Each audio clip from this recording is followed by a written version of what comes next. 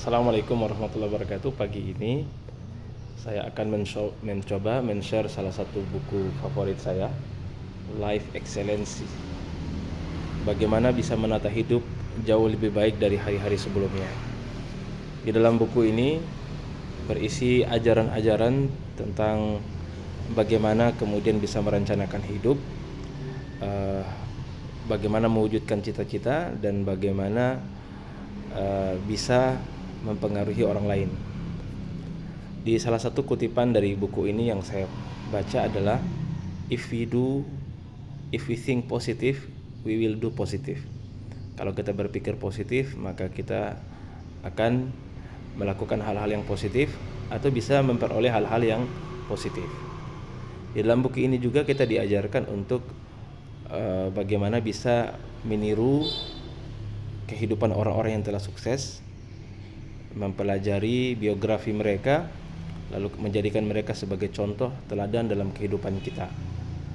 Ada satu hal yang cukup menarik daripada pembahasan buku ini, bahwasanya di dalam Al-Quran surat Al-Fatihah Allah Subhanahu wa Ta'ala berfirman, ihdinas siratal mustaqim, tunjukkan kami jalan yang lurus. Ternyata jalan yang lurus itu adalah jalan yang telah ditunjukkan kepada mereka orang-orang yang telah diberikan nikmat dan telah diberikan petunjuk.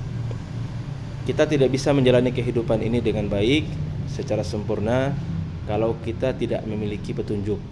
Sebagaimana seseorang yang mengadakan perjalanan yang jauh, perjalanan yang panjang, kalau dia tidak membawa peta, dia tidak membawa kompas, maka dipastikan kalau bukan dia mengalami kesulitan, dia akan mengalami yang namanya tersesat karena dia tidak memiliki panduan.